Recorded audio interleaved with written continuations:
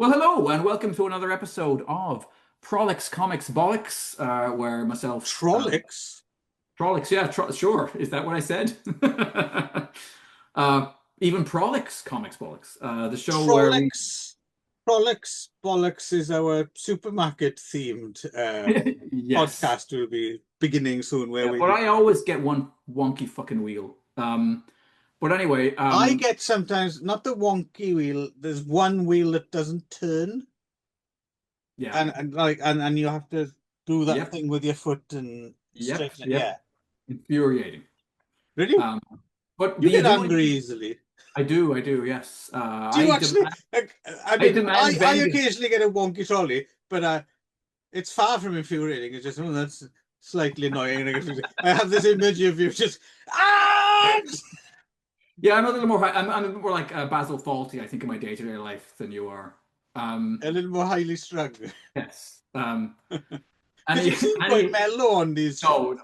No, no. Yes, I don't usually have meltdowns. Although I did last year, the year before. I came out into the parking lot with my trolley to go to my car and hit some kind of big, like crevice in the like a big crack in the tarmac, and went head over heels over my fucking trolley. Like, Really? yeah, the trolley went, poof, and I came somehow over the top of the trolley and smashed the shit out of my shins on the metal of the trolley, and I was annoyed that day. Um, Yeah, no, it doesn't sound. How fast were you going in your not fast at trolley? all. It was the whole the entire thing happened like in slow motion. It was like other people around me were like, you know, Because I'm just imagining you like, and then if you're going at walking speed and you hit the yeah, pothole, yeah, you're you just wouldn't gonna, think it's possible. yeah. But yet, I am living proof you can fall over a trolley at very slow The speeds. the Frank Spencer for our ages. Hmm. Anyhow, this is Prolix Comics Bollocks, where we talk about comics. It's my choice this episode. So a big shout out to my friend of many years, Tavis Stevenson, who recommended these in a chat we were having. He pointed out that Smudge, which is a Mm. uh, imprint that have been publishing kind of interesting old manga. That's the back of that Mm. one. Sorry. And so Well, we there's a should credit the man behind Smudge as well, right? Ryan Yes, Ryan. Holmberg. Yes, yeah. Face me the first one we're going to talk about. And yes, so the thing is, again, we were talking before on another show about showing off some collectible books that you should probably get on with Mhm. these as well, right? So there's how many of them are there now? There's four. Well, there's at least four Yeah, because yeah. this is the fourth one, Face Meet, and you mentioned this Smudge collection, and I chose two, Mhm. um, just because I don't think I would have been able to afford to get all of them, unfortunately, because they were published like within the past couple of years, maybe something like that, and they're already set of very limited runs, right? Yes. Yeah. Does Davis have all of them? Does he? Good question. I don't know. I think he might have collected all of them, and he's got some other things as well. There's another publishing house that's also doing sort of similar stuff. I haven't looked into this well enough to Okay, talk about it cogently, so we'll come back to that later on. But there are some other yeah. Well, the other smaller. two of these first four, we're going to talk to. The other two, we're not going to talk about. Her Frankenstein and Mansect, right? Yes. And I would have loved to have just picked them all up, but I probably will, I suspect. yeah, but the do it now, right? Because the Oh longer yeah, you yeah. So I take, the mean, more expensive. I think I will do it very soon. Yeah. Yeah, A little present to because myself. I'm tempted as well to, even though I've already had my birthday and Christmas gifts for this year, but Right. I don't know. Is there another Hanukkah? It's my Hanukkah Yes. gift. There we go. Yes. I might convert just in time, Mhm. and that'll be Mhm. justification. Yes. Um, so yeah. So Tavis was the one who recommended these to me, and then I kind of looked online, and all four of them, like any one of them, looked interesting enough to warrant buying. So I think you and I chatted about what ones we might start. Yes. Well, basically, I went for the two least expensive things for me, Mhm. because obviously you have to post them to Japan as well as an extra Right. cost, right? Um, yeah. Um, so which one do you want to talk about first? Do you want to talk about Let's talk about UFO? Face Meat Okay. by Bonten Taro. Yes. Uh, yeah, One of his names. Um, nice mhm. side, just to give you an idea of what it kind of looks like. Hello. Yeah, I appreciated the fact that they had reproduced if there were pages that had in the original magazines had like a color element that they reproduced them Yes, nice. It and doesn't there he always happen. is, looking a lot like Tetsuro Tamba in that picture. Yep, definitely. Well, he's in a couple of movies, hey. Um, Yes, yes, he is. Well, he's the big one. So oddly enough, it's interesting that you brought this up because I had gone down a bit of a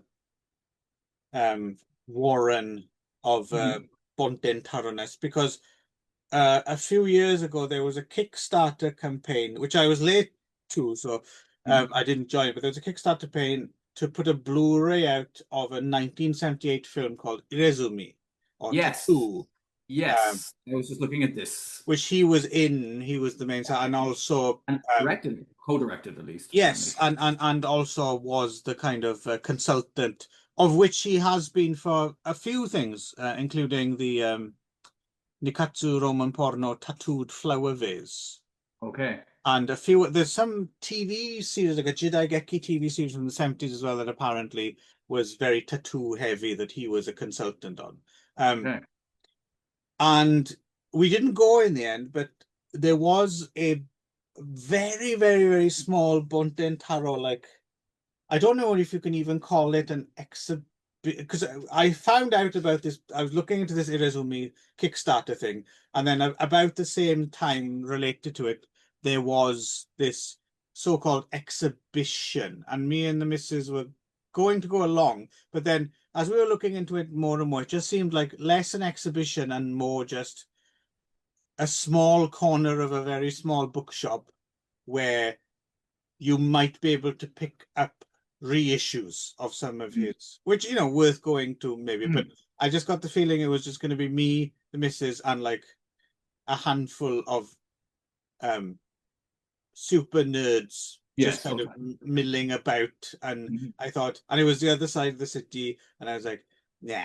So I didn't go in the end. Right. Um, but yeah, so Bonten Taro had been on my mind, and also at the same time because I was looking into him and the Rezumi film, and then I discovered, oh right, okay, so you have the Rika films Yep. are based on his manga, and Sex and Fury and the sequel to Yep. that based on his manga, and um yeah, also as I mentioned to you, this film that IFD put out, Strike of the Tortured Angels or Angels with Golden Mhm. Guns. I sent you the whole link to that, right? About Yes, yes, how yeah. that turns out to be a Korean film and a rip-off of Rika And uncredited. there is up so you alerted me to this to the grimoireofhorror.com Yes, website. yes, They have a really interesting lengthy article titled Taro Bonten, The Birth of Sukeban Cinema, yes. which is well worth a read. So it is by Rob Gowers. And it Well, kind of makes the well, I was going to claim. say as well that Grimoire of Horror thing. I don't know if you didn't reply to me as you often don't. Hmm, But the guy who runs that as well, he's put out these anthologies of translated rare old erotica, Japanese erotica, Pink hmm. Banana volumes 1 and 2. Yes, definitely Um, interested in will you checking that be, out. well, hurry up because Pink Banana volume 1 is sold out.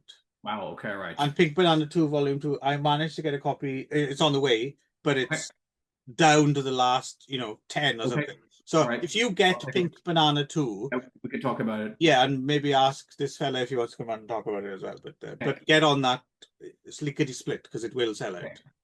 out. Um, so yeah, so basically this article kind of argues that really the entire Sukeban film kind of thing was all heavily inspired by his work, and that he really did all that formative work on the comics page first, and that they were it kind of says that Rika in a way is a very disappointing adaptation of the comic. The comic is much more Yes. full on, and that all the other stuff, like all of the you know was as much Rika on the comic page, like basically saying like everything else was a better adaptation of the Rika comics than the actual Rika comics, or sorry, the Right. actual Rika movies. Um, Yeah. Certainly the first. I've yet to see the sequels, but certainly the first Rika film is I've seen all three, and so. they're pretty middle of the road for compared to the madness of a Norifumi Suzuki, Yeah. you know. To be And honest, I watched I think the casting isn't that's a big great. part of the problem. Yes, she's Yeah. quite flat, and she's no Ike Reiko or you know. No. Um, but I am funnily enough, I was trying to remember. I was like, oh, is Sex and Fury as good as I think it is, or as good as I remembered it being? So I did watch the first 30 minutes of it last night. And I can't speak for the last part of it, but the first 30 minutes certainly is as good as I remembered Oh it. yeah. I had totally forgotten about the lengthy scene where Ike Reiko fights like fully nude, like jumping around, like doing like Mm.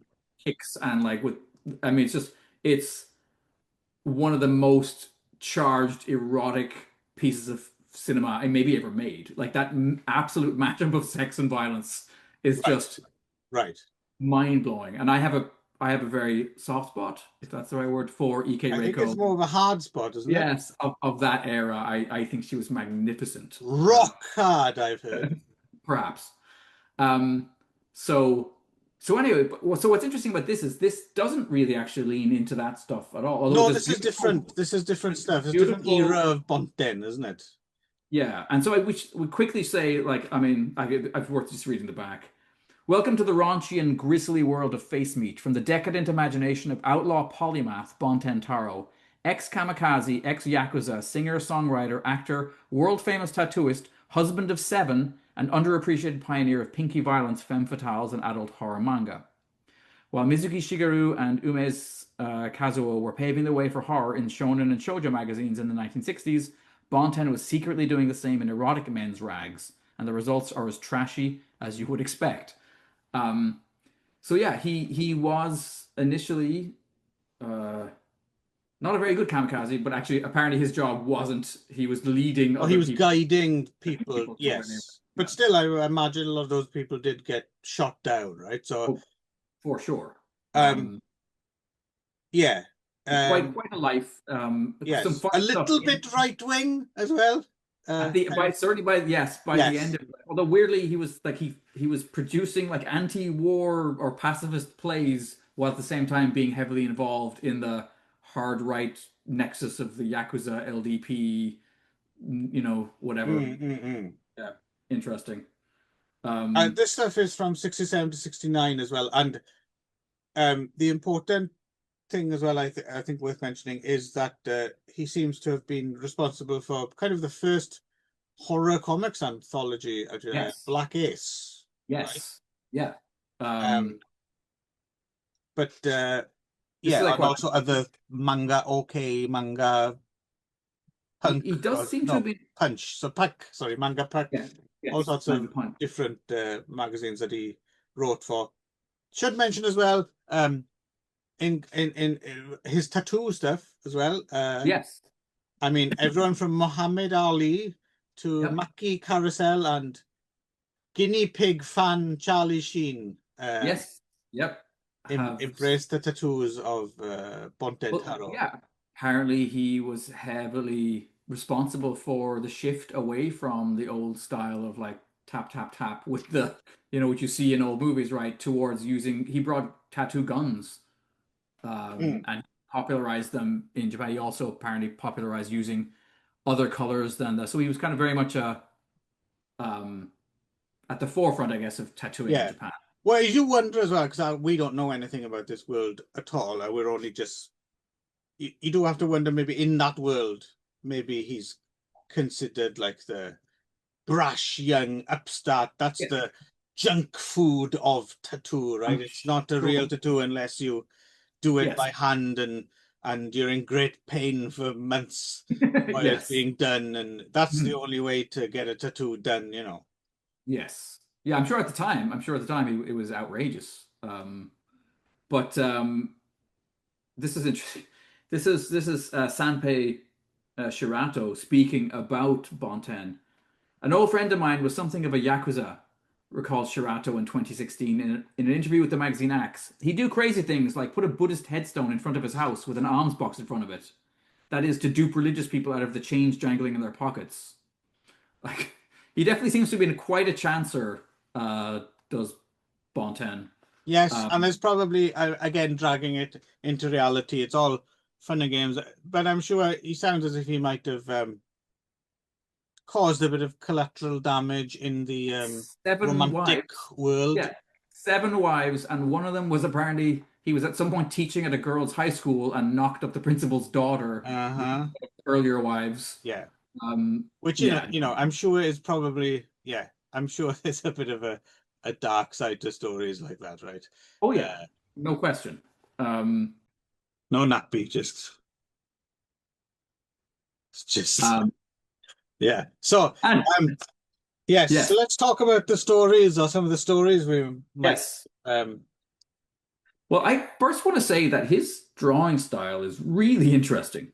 hmm, Um, it is some kind of weird hybrid of like Japanese manga art and a more of a European or even American flavor. Like there's times where some of the earlier panels, like you could almost see them in like you know, a British boys adventure comic um or yeah, or EC comics for sure. Like EC. There's a big um, some of the first few stories I've I yeah, I could see the Crypt Keeper introducing them.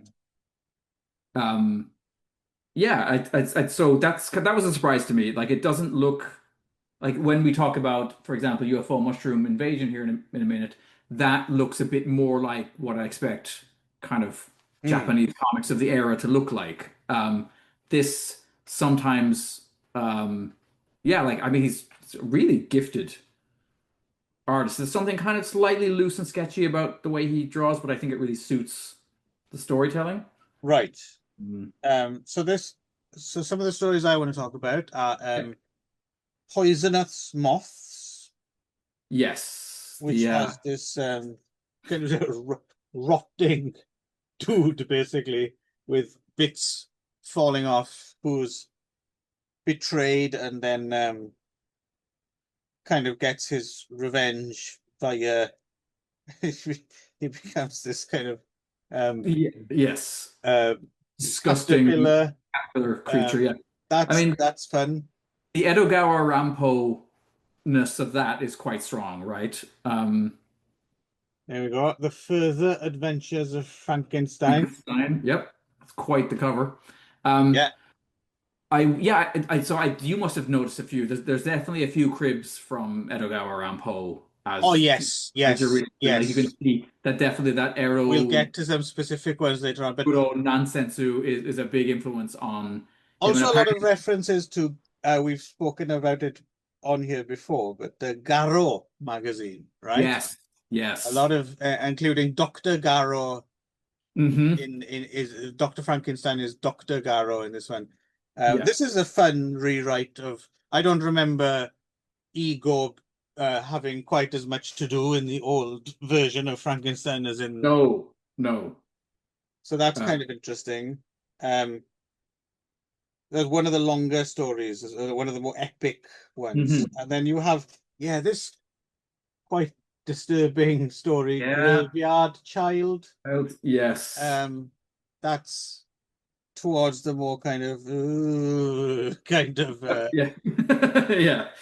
Also, Yes. there's some. Hang on. What I did really appreciate as well in some of these, snake scales is Yeah. another good story. But I mean, the titular face meat's pretty good as well. It's basically a guy who just goes around hacking people's faces off and then kind of massaging them into masks that he can wear. what I like is they've got away with reprinting some of the ads you would have found Yes. as well. Yes. And you can definitely sense the original places that these ran, because these did run in men's magazines and things like Yes. that, right? Yeah. Ads Okay. for Like Turkish Turkish baths, as baths. they used Yeah. to be called. Hmm. You're not allowed to call them that anymore because the Turkish embassy actually, um, Oh, okay. yeah, they Interesting. got it. They were like, stop calling them that. Is that when it became soaplands? Yes, I think it is. Yeah, Yeah. yeah, but Mm. yeah, they were Turk I for the longest time. right. Um, yeah, the man who sold his soul is a pretty good one. Oh, yes. Yes. Although that's one of the ones they talk about. I think that's one of the ones where we're getting a either the original or a reprint, but because apparently the kind of monster that he turns into is different. Because apparently later on, when he was struggling to find stuff to fill, he would just go back to his old stories and sometimes just redraw a few panels or change the ending and reprint them. you mentioned the Oh, Rampuric yes. army ants Yeah. is clearly A chunk of the Spider-Man. Kumotoko, yeah, Yeah. and of course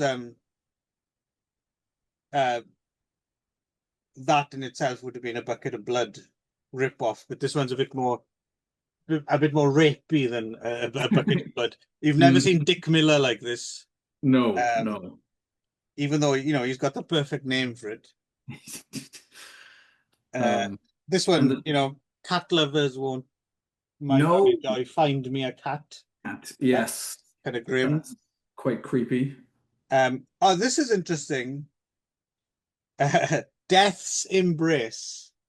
So this one, which is his take on like it's basically it's a kind of reefer madness, isn't it, for the 60s? Yes, And that's when I think yeah, I love these like I know. protests kind of, The 1960s, yeah, yeah, Japanese Anfo leftist army protests or kind of something. stuff. Fascinating background, but clearly you get to see the reactionary right The wing right wing side of fighters. his character in that Hmm. one. Um, Or is this the one where she ends up having a monster baby at the end, right? Because of her drug use. yeah, yeah, no, it's pretty grim. Um, and then I was wondering the final story, the Messenger of Death. Oh, it's fantastic spread Yeah. there. I was wondering if this is somewhat the way it starts out with these various characters and they go to hell, and I think it must be inspired by the film Jigoku, right, from 1960. Right. It had a it didn't end up going not all the Yeah. way through, but the framing device is Yeah. straight out of Jigoku, I thought. Yeah. Yeah, that makes sense. But we're just scratching apparently the surface of in 8 years he produced an enormous amount of this kind of thing, including lengthier runs on things like the Rika was like a recurring. These are all short stories, right? But he did Yeah, do. I would like to see more of the Skiban stuff, I have to say. I would love to see the Sex and Fury, the original Yeah. manga the movie's based on, and I would be interested in seeing Rika because apparently it's much more full on and crazy than the. And we occasionally get some very sketchy looking images in the back every now and again of things from other comics he did. You're like, oh, Mm, what's going on there? That looks problematic in the extreme.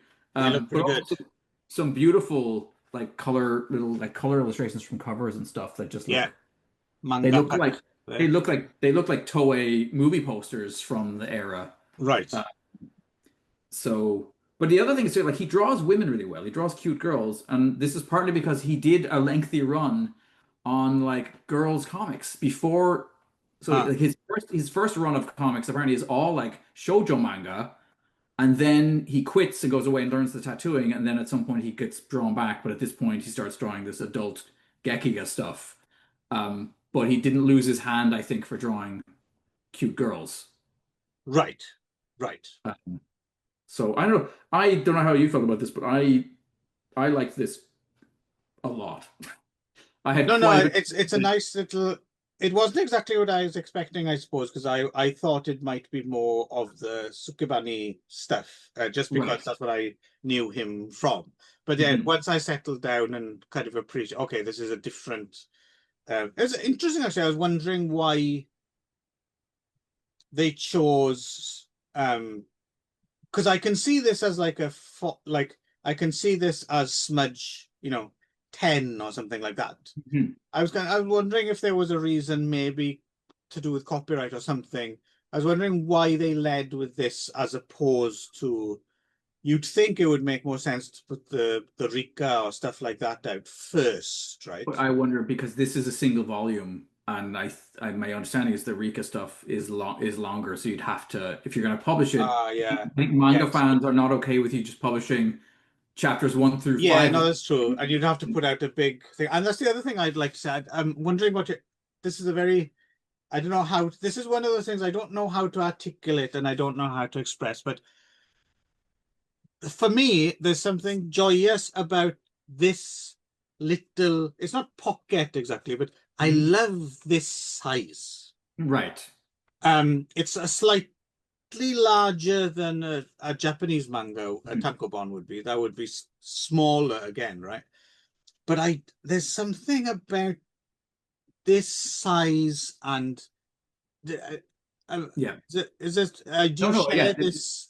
Yeah, no, it makes sense to me. It's very satisfying in the hand and Yes, there's something about this I like more than, even though it would be great, let's say, if someone put out like a graphic novel Mhm. or of the like the Rika stuff or so. There's something I like about this format, Yeah. which is just, it's not too much. It's like, just a little bit, and it's got just enough room for some information, and Mhm. but it's good. It's like condensed. Yes, they've done a really good. The essays in both. I mean, I assume probably true of all of these Smudge books, but they're really well done. The Yeah, essays, yeah, and also the art they've chosen to highlight that's not in the book, but that's from other covers and stuff is great. yes, yeah. No, I do love these little formats. I if yeah, it's a yeah. I would like to pick up the whole run at some point because I'm sure the other stuff's interesting as well.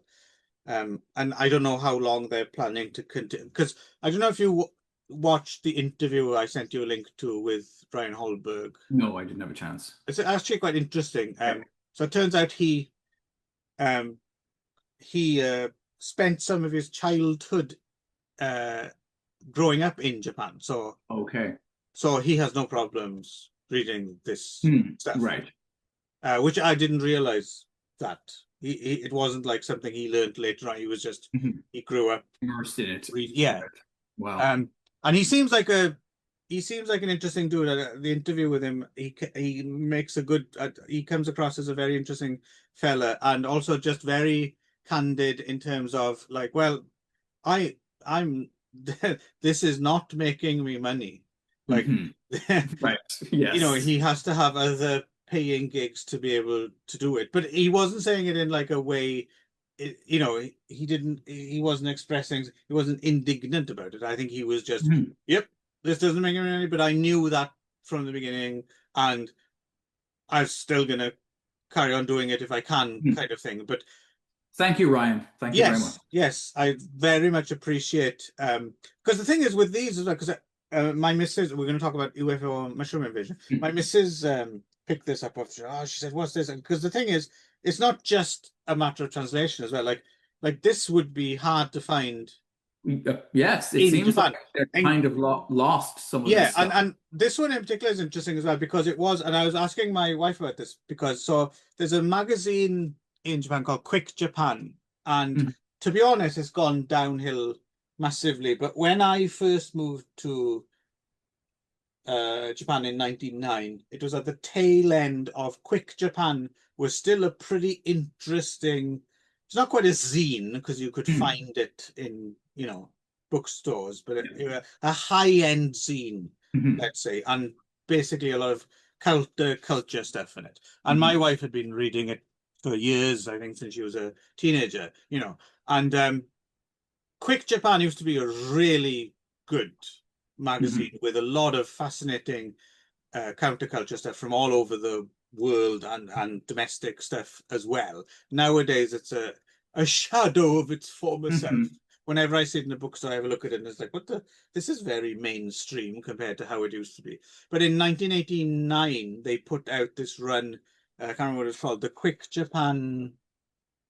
But basically, it was like um, forgotten Mhm. manga gems that Right. they reprinted, and this was one of them. And that, Right. but I would imagine nowadays even that 1989 reprint Yep. is, Would be hard to find. Yeah. yeah, or exorbitantly Hmm. priced, right? So I don't know what point I was trying to make there. Anyway, so this is the second one, Shirakawa Marina's UFO mushroom invasion, Hmm. and this is a lot of fun, isn't it? Yeah. Yeah. If you like your science fiction with a dose of horror, if you like your Lovecraft and your UFO cult nonsense, it's a lot of stuff. You like your Andromeda strain. It's and so my wife read this before I did actually. She read it the day it arrived. Okay. Um, I love the fact that the original cover clearly gives It's a the bit of ending a spoiler. completely. Yeah. Yes. But that's such a beautiful, Image. Yeah. haunting image. That's fantastic, isn't it? Um, so Jen read this first, and she was quite taken with it. She really enjoyed the asides, like the little like here's a weird story of mushrooms from Yes. like From feudal Chinese Rome. history, I think. Yeah, Yeah. yeah, cool. Yeah. She was taken with that because she's a big lover of funguses. Well, the Um, big one you forgot to mention, of course, if you're a big fan of this and that is if you're a big fan of Matango, Tango, yes, you'll definitely be. Which actually, I think the poster for Matango is reproduced in the back of the book. Um, if you like Matango stuff as well, check out there's a really cool episode of the there it is. There's a really Tango cool episode of the Japanese Spider-Man series, which that has is shambling mushrooms in it. Matango stuff in it, yeah. Okay. Um, yeah, I mean that image on the cover is just it's really disturbing. It Yeah, really is yeah. quite creepy. Well, what I like about it as well, and it's quite interesting actually. So kind of stuff. There's a magazine here called like Moo magazine. It's quite a long running magazine all about things like Bermuda Triangle and Mhm. Atlantis and stuff. And it seems what I quite like about like Japanese people seem really fascinated by that stuff, but they don't necessarily believe it, Mhm. but they like, Well, except for all those people who joined the UFO cults in the 60s. So yeah. that the one thing that comes up in the essay at the back that she ended up spending a lot more time going down that rabbit hole than I did. Oh, okay. She was fascinated by this whole thing of the 60s, you Great, know, great UFOs. yes. Classic Um, UFO. this the Because, well, for example, printed in the back of the book is a photograph of a UFO or a purported UFO taken by Mm, the author of yes. the manga. Yeah. No, but what I was trying to get at, I appreciate. I got the feeling from this book that he doesn't necessarily believe, or he might believe, but he's just there's a high level of interest, but without necessarily giving yourself a headache about whether you think it's true or not. It's just Mhm. pure entertainment, information as Mhm. entertainment, right? It's Yeah, like um and yeah, I think this yeah. is, I mean, yeah, on the, how can I say it? It's like he takes it seriously enough that Well, when it it gets gives it apocalyptic, weight. yeah, yeah. When it Like gets it's, apocalyptic, yeah, it is good, and or the other thing it prefigures, obviously by decades, is the massively popular zombie fungus show, The Last of Us, right? yes, yes. Yeah, But though as we that kind discovered, the, that also seems to be um those yeah massively inspired by Cyborg.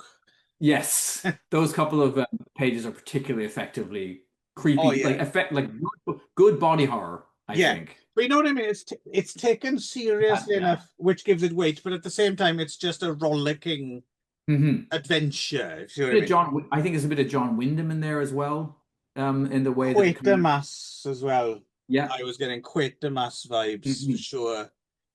And it actually anticipates Alien in one way, in that at the beginning, basically the story, it's pretty paper thin, but basically like a spaceship crashes on Earth, and then like kind of semi-Roswell, like some government types and doctors, take away the corpses of the aliens, and also some bystanders who are our main characters, like a teacher and a student, basically, right? They Right. get whisked away to some government building or whatever. But it turns out that the aliens aren't really the concern, that there's a parasitic life form that's come with the aliens. That's the concern. And that Yes. prefigures Alien, I think, in a way, because like when we first meet the engineer or whatever he's called, right, in the original 1979 Alien, right, yeah, he's already been the victim of a chest burster.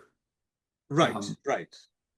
So some other Marina Shirakawa mother, please don't give birth to a monster. That's a fantastic. yeah, well, I mean, if there's ever been a title of something that caused Glenn Danzig to stop and be like, oh, fuck, why didn't I write a song called Mother, Please Don't Give Birth to a Monster? Um, yes, that one's, That's Cat Zombie Town. yeah, I Uh, like the looks of all of his vampire stuff. That all looks yeah, they great. look great. The man-eating flying saucer. Yeah, that was apparently his first flying saucer one. But this cover of the Vampire Legend is everything that's going on there looks amazing. What's this Yeah. big like kind of like crystalline skull thing and like um yeah, Yeah, so just yeah, here's hoping we get to see some more Marina Shirakawa stuff, maybe. Um, mhm. but this is certainly a good start. I mean, this of the two, this was the one Okay. that really I liked Face Me, don't get me wrong, but this one, Okay. and of course because it's a full, it's given, Yes. um, it's not short stories, so it's got space to breathe in. But no, that is a fantastic. Yeah, I like this a great deal. It's Okay. almost everything that I like in. I mean, it's. I think the only thing it's missing is tits, right? Right. Yes. It doesn't have, yeah, the sex. Otherwise, everything else is in there. Hmm. Yeah, no, it's I probably like them both equally because they're so different from each other. And maybe because of the I always have an eye for the art. And Hmm. as much as I enjoy Shirakawa Marina, I think he does certain things really well. Some of it is also slightly more childish and clumsy looking, whereas Bonten's work is of consistently very high quality and just doesn't look quite like Japanese comics, or it looks like some weird unholy hybrid Yeah, I know of what like you mean. This of is like a lot more French what you'd expect. I mean, it's great stuff, but from it's shonen. in that. Yeah, it's Yeah. whereas yes, some of this looks a bit more like it's inspired by fine art or something like that at Yeah. times, right? Um, Um, so so yeah, but I agree with you. There's something, I mean, when this is good, it's really good. Like when when the yeah. certain passages of it are just Oh, it's like propulsive as well. chilling Like I didn't, I can't imagine not reading it straight through in one sitting. in one go. Yes. Yeah, Yeah. No, you don't put this down. You no, just um yeah, and it's kind of interesting. That's Mother, please don't give birth to a monster. Everything about just that image is so amazing. That little yeah. creepy thing with its eyeballs hanging out of its Why is head. he in a jar? Well, yeah, yeah. Oh, well, it's explained. Did you read the description of the story? It sounds even more bonkers when you actually read what that Oh, story is I about. must have forgotten. Uh, Is he like some kind of homunculus or oh, something? great. No, at the age of 13, Pretty Mickey, who mysteriously sweats blood when she's anxious, Oh, learns the shocking secret of her past, that she was born into a family of hereditary diviners who for centuries had relied on the prophecies of half cow, half human beasts known as Kudan for their position and wealth, and that she herself had been born as one such monster, but had been saved by a mad genius surgeon who exchanged her cow body with her cow-headed twin sister's human body. Her sister now lives as a docile holy cow at a local shrine, while another cow monster scurries about in the old storehouse at the back of the family home. Too bad this was Shirakawa's last published manga because he'd really gotten good again after some duds. that was. I'm glad you read that out, but my question still stands: why is he in a jar? I don't think you actually solved. You said it No, explains. No, it this is doesn't. this is true. I'm not sure why he's in a jar. But yes, it does sound pretty great. Um, yeah, and there's another one that says the Demon Princess Serpent just says at the bottom, trigger warning, this manga features a depiction of human teenager arm flesh sashimi. So obviously he did lean into the gore a little bit more Yeah, with some of well, the yeah, other stuff. I'd like to see more Shirakawa. I'd like to see more Bonten.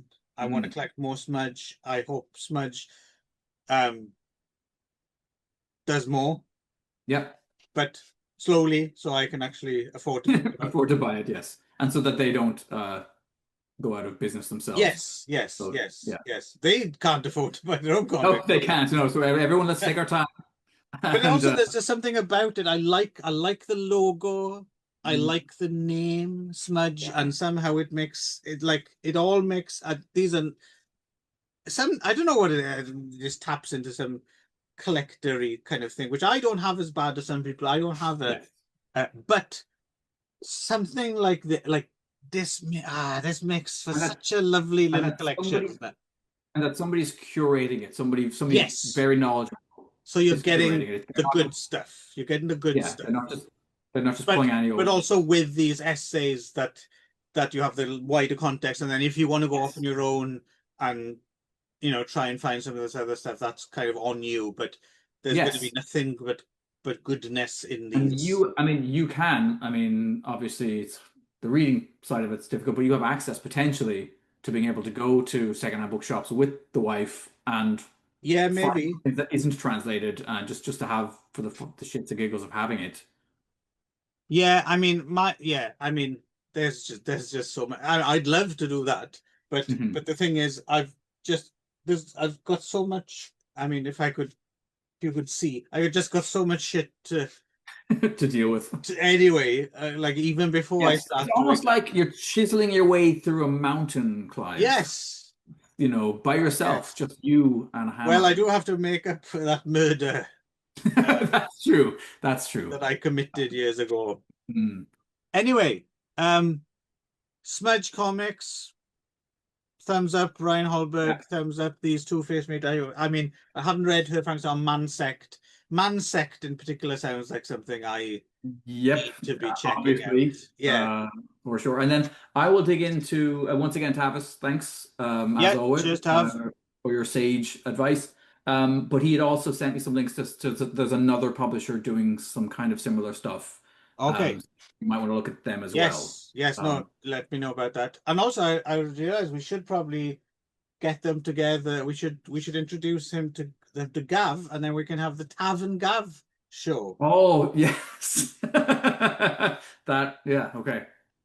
If you're listening, Tavis and Gav, then yes, Tavern consider the Gav. possibility of They Tav and might Gav. hit it off and like Yeah, go off yeah, on their their own own show. Yep. podcast adventures. Who Uh, knows? Um, yes. all right. Well, until next time. I have Yeah. nothing to say really. No, I nothing can go amusing to with say. that. Yeah, Let's sorry. get out of Uh, here.